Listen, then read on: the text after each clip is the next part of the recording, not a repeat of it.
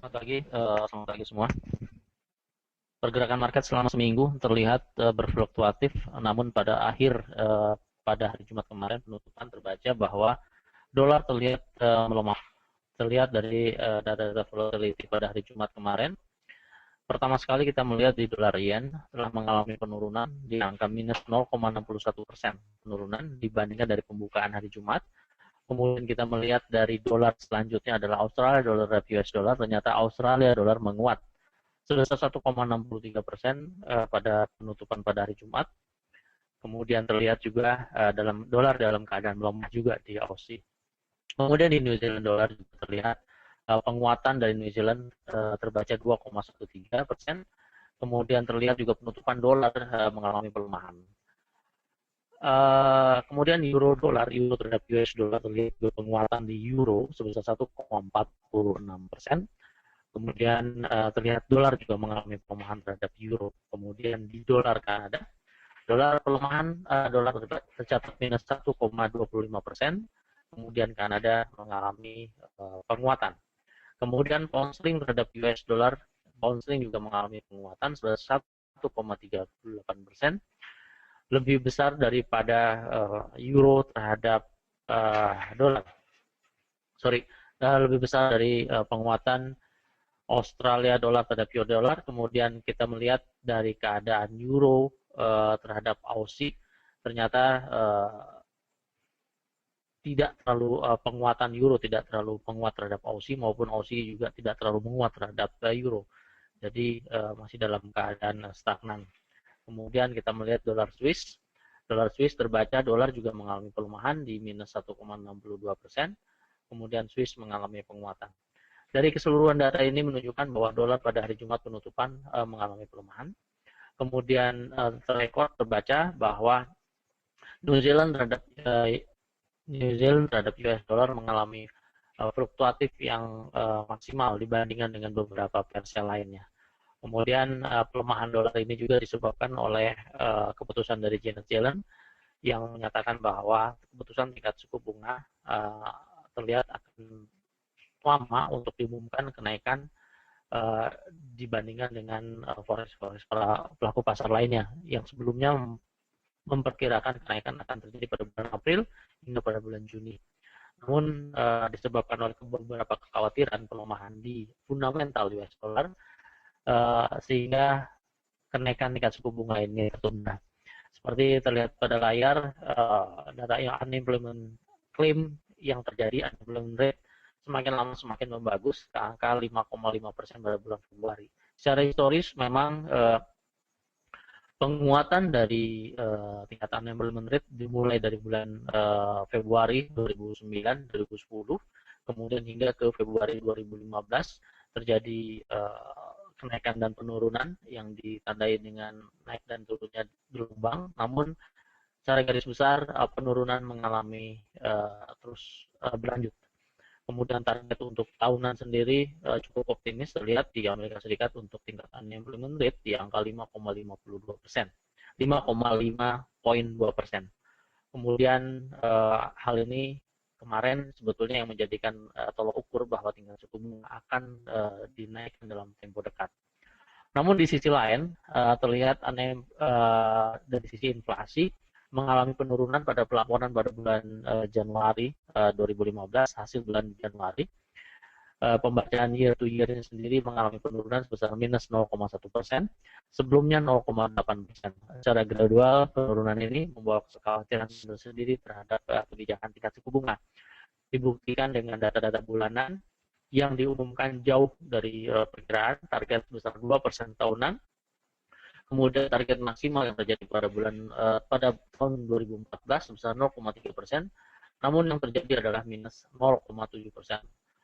Sangat kontras penurunan inflasi ini, sehingga hal inilah yang menyebabkan kekhawatiran dari kebijakan moneter yang akan dilaksanakan, yaitu tingkat kenaikan tingkat suku bunga ke depannya.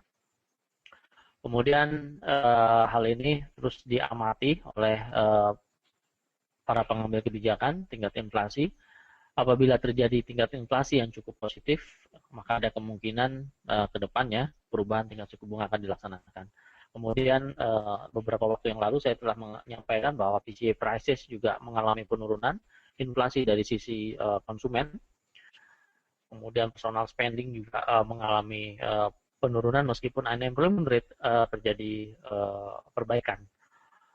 Kemudian target tetap sama di 2%, terlihat cukup jauh dibandingkan dengan level-level seperti ini. Kemudian respon terhadap pidato Janet Yellen pada hari Kamis dini hari kemarin, ternyata membawa pengaruh terhadap penguatan dolar pada saat itu, sehingga menyentuh ke angka 1.1 dolar. Namun pada penutupan pada hari Jumat kemarin terus mengalami penurunan kembali ke angka di bawah 1.07. Kemudian yang ditunjukkan dari grafik ini bahwa seluruh market atau seluruh para pelaku pasar tetap menantikan keputusan-keputusan yang dilakukan oleh Janet Yellen, yang nantinya pada akhir minggu ini beliau berpidato pada hari Jumat menjelaskan ke Senat mengenai masalah kebijakan terhadap suku bunga lebih lanjut.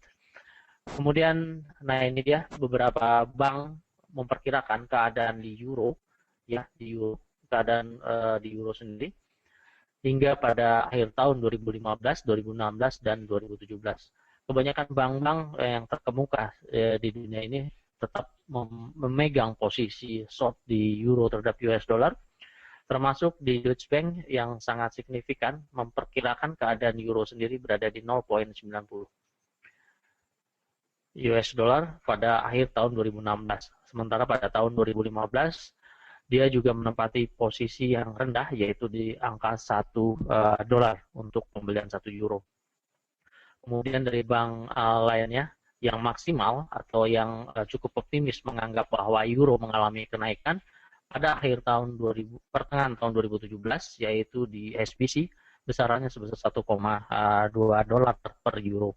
Kemudian pada tahun 2015 kebanyakan bank tetap memperkirakan keadaan euro mengalami penurunan, termasuk tadi Deutsche Bank, kemudian terbaca Citigroup juga di bawah 1 dolar, kemudian JP Morgan menyatakan sekitar 1,01. Kemudian dari data-data ini kita dapat menarik kesimpulan bahwa euro masih dalam keadaan bearish untuk jangka menengah dan panjang. Yang sangat besar forecast untuk penurunan kita melihat Goldman Sachs tahun 2016 memperkirakan keadaan di 0.85 hingga ke 0.80 per dolar di akhir tahun 2017. Saya kira ini jangka panjang untuk euro dolar cukup jauh dibandingkan dengan pergerakan harga hari ini.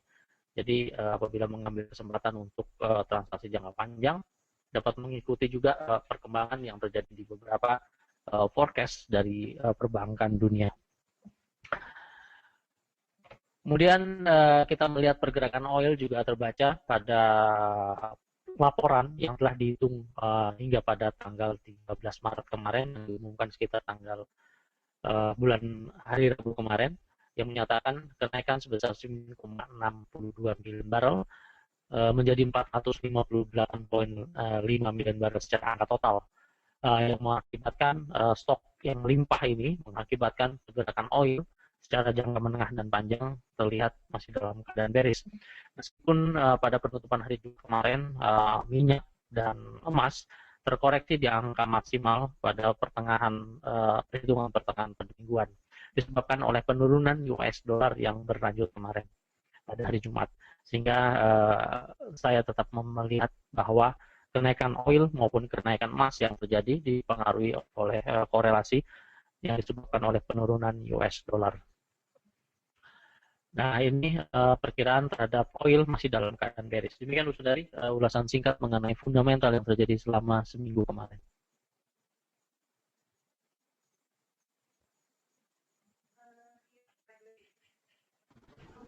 Ya, Pak Dwi. Untuk hari Jumat kemarin memang beberapa mata uang, kemudian juga komoditi baik itu oil maupun emas dipengaruhi oleh pelemahan dolar ya, yang diprediksi bahwa tingkat suku bunga Amerika akan naik lebih lambat dari ekspektasi, sehingga beberapa mata uang dari Euro, kemudian juga Jepang, yen ya, yang Jepang, dan komoditi oil dan emas terpengaruh sehingga mengalami penguatan. Nah, bisa dibahas mengenai secara teknikalnya, Pak? Oke, sebelum masalah teknikal, kita harus mencermati sebetulnya ke depan bahwa data-data untuk minggu ini saya kira masih terpengaruh terhadap pengumuman inflasi CPI untuk Amerika Serikat pada hari Selasa jam 19.30.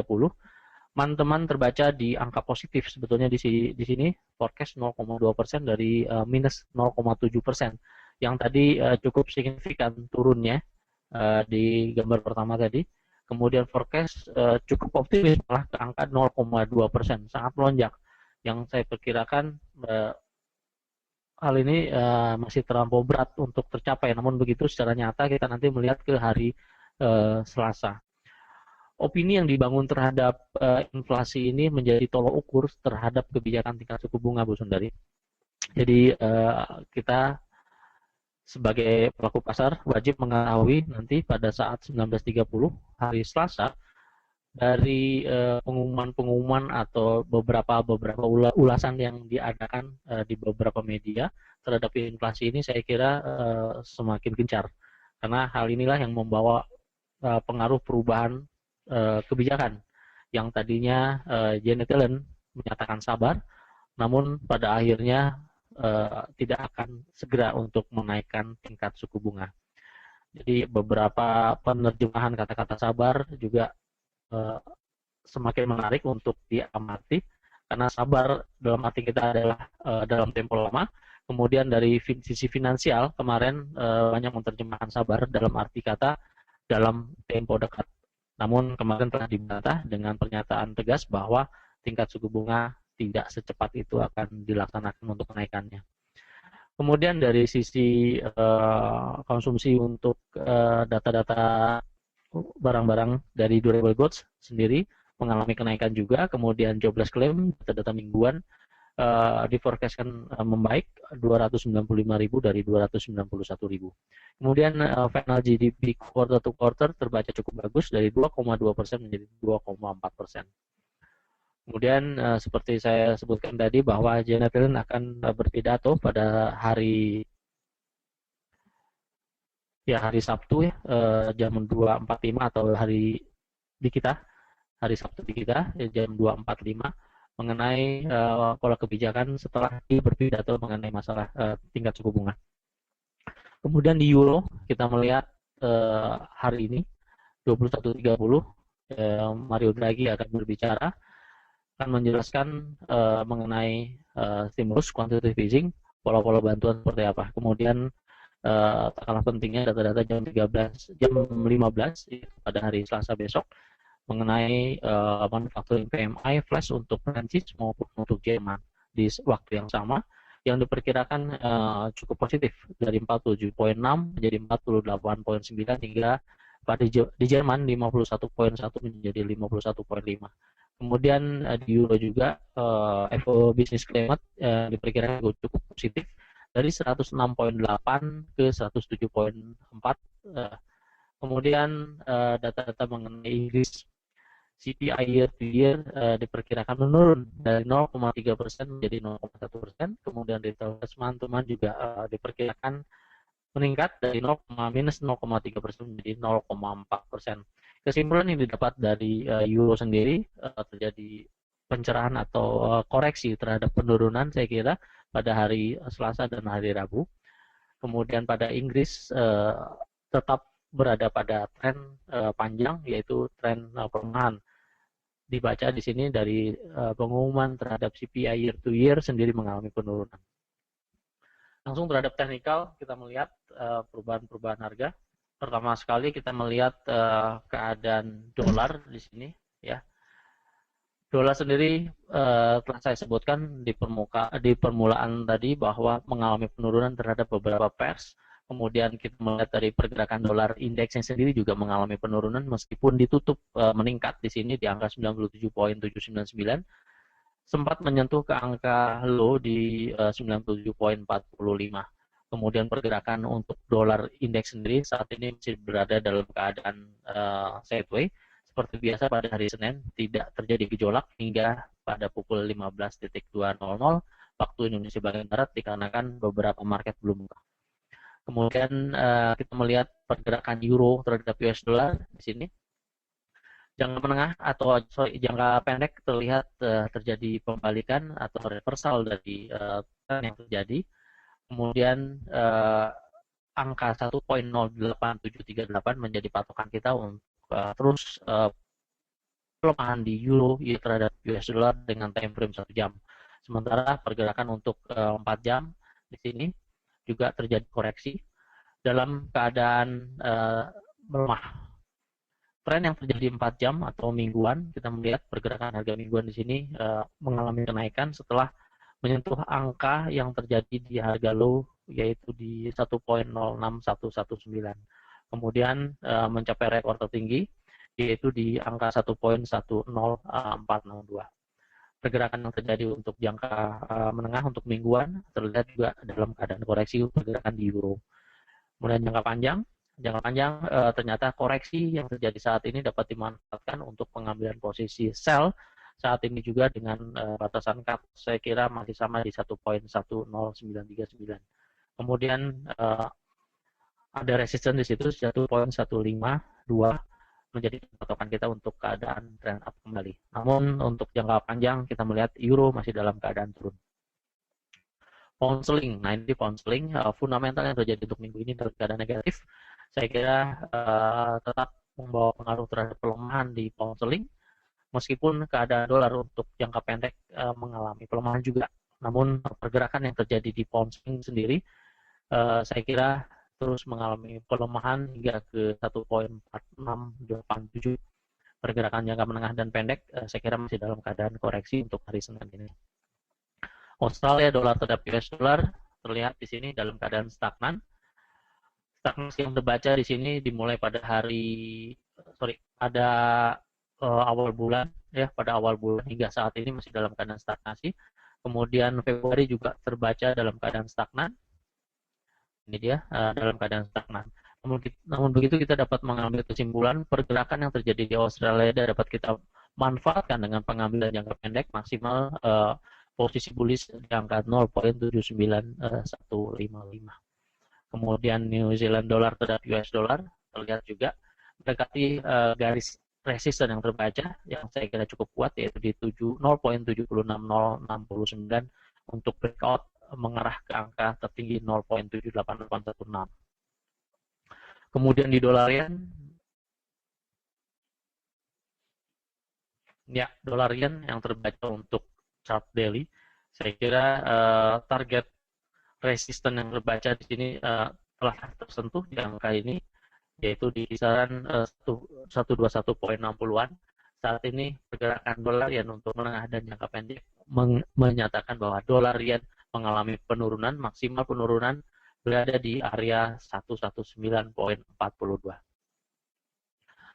Kemudian pergerakan untuk komoditi, pertama sekali kita melihat dari minyak kemarin cukup signifikan stok yang terjadi di minyak atau persediaan di daerah Cushing di Oklahoma sendiri 9,2 million barrel kenaikannya sehingga mencapai ke 458 secara total dari persediaan keseluruhan, membawa pengaruh terhadap penurunan harga minyak hingga saat ini. Saat ini harga minyak berada di 45.92, saya kira masih sama untuk jangka menengah dan panjang bahwa pergerakan oil sendiri mengalami penurunan hingga target ke 33.19 menjadikan target utama untuk penurunan lebih lanjut secara maksimal yang merupakan harga terendah pada tahun 2009 ya, pada tanggal 20 Maret 2009 yang lalu. Sehingga tidak ada fundamental yang menyatakan bahwa harga minyak ini akan terus mengalami kenaikan atau keluar reversal dari tren panjang pada periode kali ini. Dikarenakan beberapa pertemuan juga bahkan menyatakan tidak ada tindakan lebih lanjut dari Arab Saudi untuk mengurangi persediaan harga minyak atau produksi harga minyak dia. Sehingga saya kira fundamental yang terjadi untuk harga minyak masih dalam keadaan penurunan. Kemudian kita melihat kenaikan di harga emas, ya, kenaikan di harga emas. Di sini mendekati ke angka trendline di 1202 yang merupakan neckline yang terbaca dari posisi head and shoulder atau polar head and shoulder yang telah terbentuk beberapa saat yang lalu hingga bulan Februari, pada akhir Februari. Kemudian saat ini 1204.65 menjadi patokan untuk polar reversal apabila tidak terjadi breakout atau bullish candle pada garis ini. Kemudian di stok kita langsung ke Asia Stock untuk beberapa stok, yaitu Nikkei. Terlihat di sini Nikkei terus mengalami bullish. Saya mengambil swing yang dominan terbaca, yaitu swing yang terjadi pada tanggal 2 Maret 2014 hingga tanggal 7 Desember 2014, jangka panjang untuk weekly. Saya kira pergerakan di harga Nikkei terbaca di angka 161.8, yaitu di 20.701 untuk pergerakan bullish di candle atau bullish di pergerakan harga Nikkei weekly. Kemudian terlihat di sini daily juga mengalami kenaikan, terus mengalami bullish. Kemudian 4 jam kita melihat pergerakan harga 4 jam juga mengalami kenaikan. Nah, ini juga terlihat saya tetap mengambil posisi yang sama untuk Fibonacci, mengambil pergerakan dari swing yang terjadi di Fibonacci, sehingga saya kecilkan untuk time frame baik 1 jam maupun 4 jam masih tetap sama, yaitu di 20701 untuk pergerakan bullish di Nikkei. Kemudian di Hang Seng kita melihat di Hang Seng ini pada hari ini melanjutkan kenaikan yang terjadi pada hari Kamis kemarin, terjadi open gap, ya. Hari Kamis, Jumat, dan hari Senin terlihat pola pergerakan yang terjadi di Hang Seng mengalami kenaikan. Kemudian apabila penutupan yang terjadi pada hari Senin ini terjadi, ada kemungkinan pergerakan Hang Seng mengarah ke harga tertinggi, yaitu di 25.040 pergerakan di Hang Seng.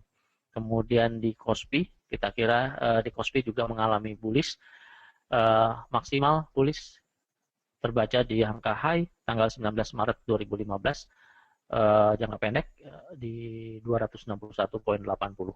Jadi beberapa stok Asia mengalami kenaikan dimulai dari hari Senin ini. Kemudian di stok Amerika,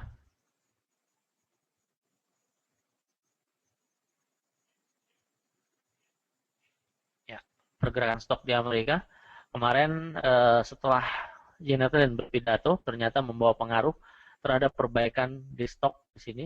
Pergerakan harga stok hingga saat ini mengalami kenaikan.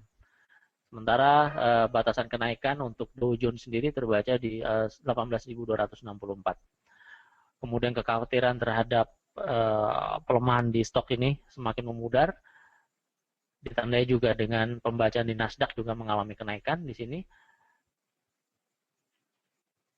Saya kira menunggu untuk resisten terbaca di sini di angka tertinggi, yaitu kisaran 4.482 untuk Nasdaq. Kemudian di S&P juga sama. Jadi seluruh stok Amerika mengalami kenaikan pergerakan dimulai pada hari Kamis lalu hingga saat ini. Kemudian Nasdaq terbaca resisten di angka 2114 angka indeks untuk di saham Amerika. Demikian Bu Sundari.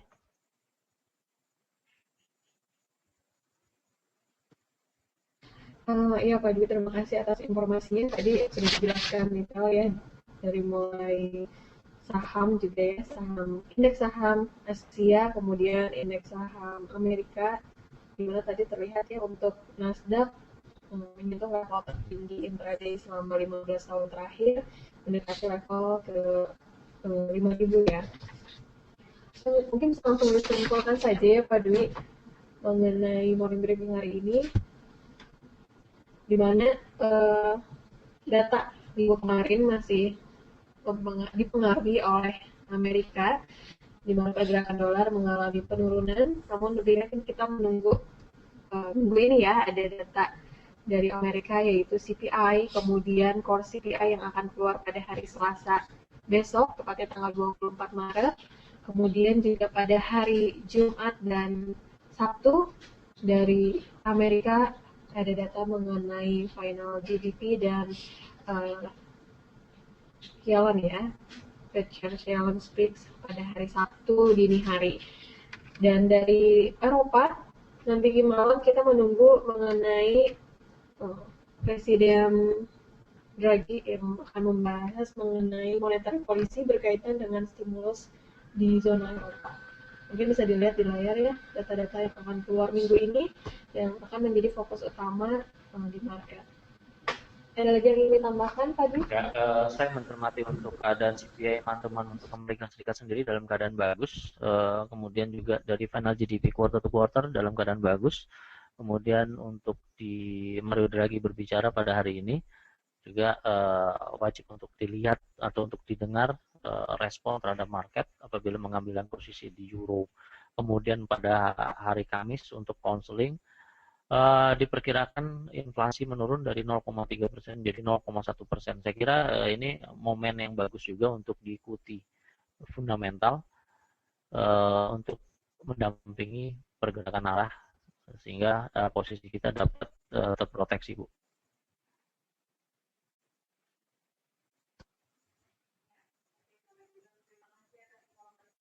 Begitu. Terima kasih atas informasinya Pak Dwi. Terima kasih juga kepada rekan-rekan yang telah berpartisipasi pada morning briefing hari ini. Semua materi yang diberikan pada morning briefing hari ini hanya bersifat informasi saja dan tidak ditujukan sebagai saran untuk melakukan trading. Namun demikian kami berusaha menyajikan berita terbaik bagi rekan-rekan semua. Sampai jumpa di morning briefing berikutnya. Selamat pagi dan selamat beraktivitas.